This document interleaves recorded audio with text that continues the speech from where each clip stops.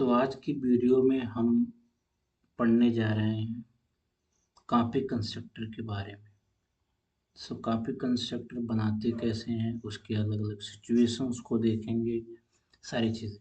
देखो, हमने अपने प्रीवियस वीडियो में एक एक ऑब्जेक्ट बनाया था और हम आपसे बोले थे कि इसको आप थोड़ा देख के आना कि ये C4 जो आपका ऑब्जेक्ट है, हमने ऑब्जेक्ट के अंदर एक ऑब्जेक्ट आर्गुमेंट दिया है। तो आपको ये लगेगा कि C3 या ये ऑब्जेक्ट है और C3 जो है वो दो आर्गुमेंट को लिया हुआ है। इसका मतलब कि इस C4 ऑब्जेक्ट से जो दो आर्गुमेंट वाला कंस्ट्रक्टर है वो होगा कॉल। लेकिन ऐसा नहीं है। ऐसा इसलिए नहीं है क्योंकि ये है कॉपी कंस्ट्रक्टर ऑब्जेक्ट का कॉन्सेप्ट, जिसके बारे में हम आज सीखने जा रहे हैं। हम इसको हम एक तरीके से और लिख सकते हैं, इसी को हम ऐसे भी लिख सकते हैं, इसी को हम ऐसे भी लिख सकते हैं। ये बिल्कुल सही है। आप चाहे ऐसे लिखो या फिर इसको ऐसे लिखो, दोनों सही है। ये चीज़ें आपको समझ में आई कि ऑब्जेक्ट कैसे बनाते हैं। ये चीज़ें आपको समझ में आ गई होगी। ऐसे भी लिख सकते हैं, इसको ऐसे भी लिख सकते हैं। ठीक, ये चीज़ें हमें समझ में आ गई।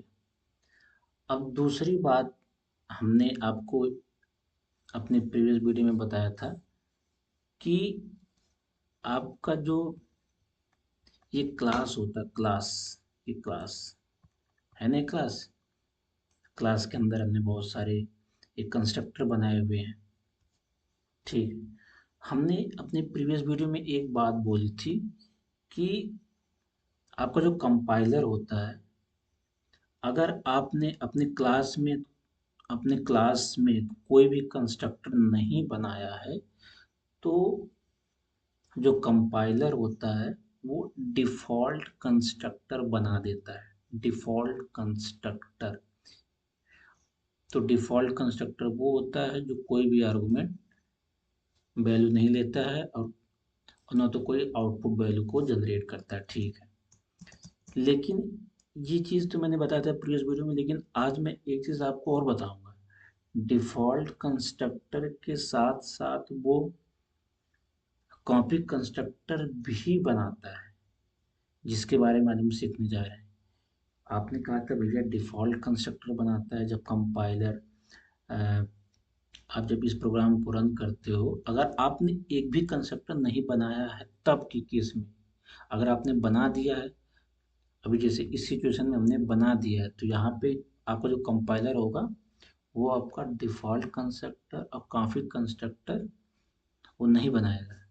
लेकिन अगर आपने एक भी कंस्ट्रक्टर नहीं बनाया है, तो कंपाइलर आपके दो कंस्ट्रक्टर बनाता है। एक आपका एक आपका होता है डिफ़ॉल्ट कंस्ट्रक्टर, डिफ़ॉल्ट, और दूसरा होता है आपका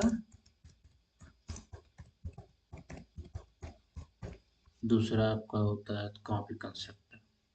ये बात समझ में आई आपको?